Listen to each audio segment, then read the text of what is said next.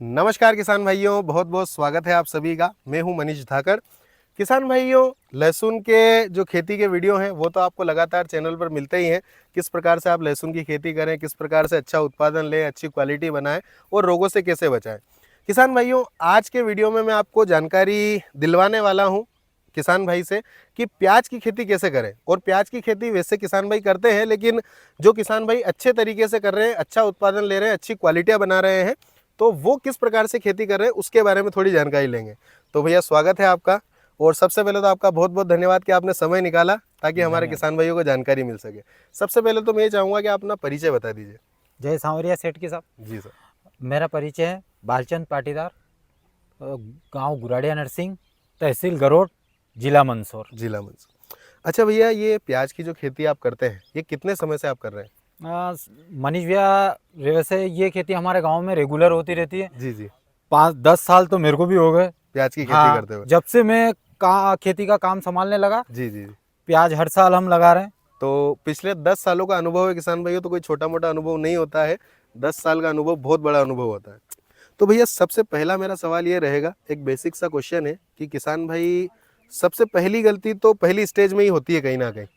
तो आपकी पहली प्राथमिकता क्या होती है? प्याज को लगाने से पहले आप क्या सोचते हैं जिससे कि आगे चल करके आपकी फसल अच्छी कंडीशन में और अच्छा उत्पादन देगी? तो वो थोड़ा सा बताइए। मनीष भैया, सबसे पहली प्राथमिकता तो अपनी रहती है कि अपना खेत कैसा तैयार हो। जी जी।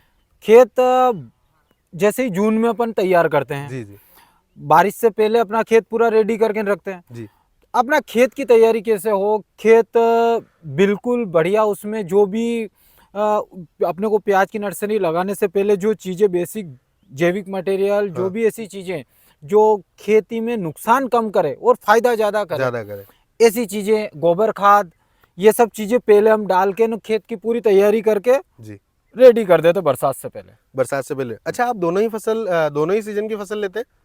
हाँ, दोनों सीजन की। इस साल मैंने गर्मी के लिए प्याज का प्लान बनाया है। अच्छा अच्छा अच्छा। इधर गांव में भी बहुत कम हमारे यहाँ लगाते हैं गर्मी का का। प्याज, अच्छा अच्छा। पर इस साल बढ़ाया है। इस साल बढ़ा है। हाँ, और ये बरसात वाला तो रेगुलर कर ही चल ही रहे हैं। रहा है पूरा गांव की तरफ से। तो जैसा किसान भाइयों, आप आपकी स्क्रीन पर देख सकते हैं, भैया ने जैसा कि बताया कि इस साल ही ये गर्मी का प्याज भी लगाने वाले हैं, जिसके लिए इन्होंने नर्सरी जो तैयार की है वो आपकी स्क्रीन पर आप देख सकते हैं। तो भैया, पहला तो हो गया खेत का, अपना जुताई अच्छी होनी चाहिए, उसमें बेसिक जो चीज़ें हैं हाँ, जो बेसिक जरूरी मटेरियल। है, जो हमारी गोबर की खाद है, जैविक प्रोडक्ट जो भी हैं, तो वो डालने चाहिए। उसके बाद में जब हम नर्सरी तैयार करते हैं या फिर जो प्याज लगाएंगे हम, उसके लिए जो तैयारी करते हैं, उसमें क्या ध्यान रखते हैं आप? बेसिक तो एक चीज़ और मैं बताऊं मनीष जी भैया, मेरे लिए तो सुशीन वेद कृषि कॉल सेंटर है। जी जी। मैं कुछ भी जानकारी चाहिए, हाँ। कृषि कॉल सेंटर पर कॉल करता हूँ। जी। अधिकतर जानकारी वहीं से लेता हूँ, वहाँ से सटीक जानकारी मिलती है। हर तरह की तैयारी, अपने को फर्टिलाइज़र कितना देना, कितनी मात्रा पर एकड़ रखनी। और मैं तो सभी किसान भाइयों से भी ये चीज़ कहना चाहूँगा कि आप कृषि कॉल सेंटर के नंबर पर अपना रजिस्ट्रेशन करवाएं और हर जानकारी वहाँ से ले। बिल्कुल सटीक जानकारी और अच्छी जानकारी वहाँ से मिलती है। अच्छा, इसका कोई शुल्क लगता है? नहीं, कुछ भी शुल्क नहीं लगता है। एक बार अपना जो तहसील और जो विकास खंड है, हाँ। वो वहाँ ऐड होने के बाद अपना नाम अपन जैसे ही कॉल करेंगे, वो सामने से ही बता देंगे कि आप वहाँ से बोल रहे हैं, अच्छा। बताइए क्या तो ये समस्या। रजिस्ट्रेशन की प्रोसेस क्या होती है? कुछ नहीं, अपन को उस नंबर पे जो कॉल करना है, कृषि कॉल सेंटर में कॉल करके ना, अपना उसके बाद अपना नंबर वहाँ सेव हो जाता है। आप जैसे जो भी जानकारी लोगे, अपने को विश्वसनीय जानकारी मिलती है। ठीक है। अच्छा, तीसरी चीज़ ये है कि जब हमारी नर्सरी तैयार होती है, प्याज लगाने के बिल्कुल लायक हो जाता है, उस कंडीशन में आ जाता है, तो उस समय जब आप खेत में जब प्याज लगाते हैं, उस समय खेत को पूर्ण रूप से सूखा रखते हैं? नहीं, उस समय तो बारिश का महीना रहता है, हाँ हाँ। तो बारिश होती रहती है। हाँ जब नर्सरी का रोपण करते हैं हाँ। उस हाँ टाइम पर तो बारिश का चलता रहता है। किसी भी कंडीशन में लग जाता हो, बारिश भी हो गई तो हाँ। भी लग रहा है, हाँ। और बारिश सूखा भी आ गया जी तो जी। भी वो उस टाइम नमी भरपूर मात्रा में रहती है, रहती है। बढ़िया से रुपए तो मिले। आप उस समय लगा देते हैं। हाँ जी। उसके बाद में जब जैसे बारिश के समय पर लगा देते हैं, लेकिन उसके बाद में जब सिंचाई का समय आता है, तो उस समय सिंचाई में भी कुछ चीज़ें ध्यान रखना होती है, कुछ ऐसा?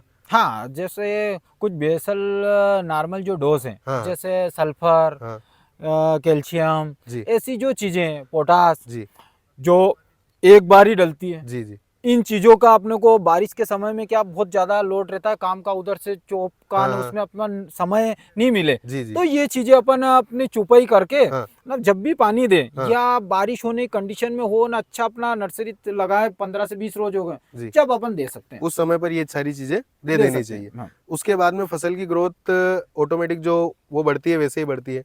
अच्छा, ये जो बारिश में आप जो लगाते हैं फसल, ये लगभग कितने समय में परिपक्व हो जाती है? ये 2.5 महीने अभी जो बारिश में लगभग नर्सरी तैयार करने का समय तो हमारे यहाँ गांव हाँ। का 18-20 जून को, 1.5 महीने में नर्सरी तो परिपक्व होती है। जी, लगभग जून के बाद जुलाई और अगस्त, हाँ। अगस्त में अपनी चुपाई चालू हो चौपाई जाती है। चालू हो जाती है। तो अगस्त के बाद ये अभी देख लो आप, अगस्त और सितंबर, अक्टूबर, नवंबर, नवंबर, नवंबर के पहले सप्ताह से पहली 1 तारीख से या कुछ 1-2 दिन आगे पीछे से प्याज खुलने चालू हो गए, खुलने मंडी चालू में हो जाने जाते हैं। लगे। तो ये लगभग दो दिसंबर ढाई जनवरी तक महीने चलेगा ये। हाँ। तो किसान भाइयों, जैसा कि भैया ने आपको बताया है, बुआई से लगा करके जो हमारी हम प्याज को निकालेंगे उस समय तक की स्थिति है। तो एक चीज़ ये है कि किसान भाई कब परेशानी का सामना करता है, मतलब कुछ ऐसी कोई परिस्थिति आपने देखी है जिस समय पर प्याज आपने लगाया हो और आपको ऐसी परिस्थिति देखने को मिली हो कि प्याज खराब हो जाएगा या फिर प्रोडक्शन कम आएगा, तो ऐसी कोई परिस्थिति बनती है? मनीष भैया, बनती तो है, वो बारिश के ऊपर बनती है। जी। अगर रेगुलर बारिश का सर्कल चलता रहा हाँ। तो नमी के कारण इसमें वो नीचे जड़ गलन की समस्या आती जी, है। जी, जी। एक बाकड़िया जो जलेबी रोग, हाँ, हाँ, हाँ। वो भी अपने इलाके में काफी ज्यादा प्लांटों में आने लग देखा गया है। आने लगा है। हाँ, तो उसकी समस्या आती है। उसके बाद नमी से थोड़ा डिस्टर्ब होता है ये चीज। हाँ, उस टाइम पर अपने को कुछ फंगीसाइड वगैरह जो अच्छी कंपनी के, हाँ, हाँ, और मैंने आपको बताया कि किसान कॉल सेंटर से ये फायदा मिलता है कि अपने को जो दवाई हाँ। 5 ml डालनी रहती है, हुँ। वो अपन अनभिग होके ना 25 ml डालते हैं। जी, जी, तो जी। वहां कॉल करने से अपने को जो मात्रा बताई, जी। आप उसका यूज करोगे तो बहुत शानदार रिजल्ट मिलेगा, न कि 25 ml से। अच्छा, अच्छा।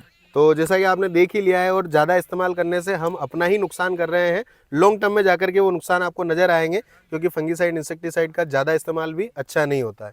तो किसान भाइयों, एक बेसिक नॉलेज प्याज की खेती का था, जो मैं यहाँ पर आया था भैया खेत पर, तो मुझे लगा कि आप सभी को उपलब्ध करवाना चाहिए।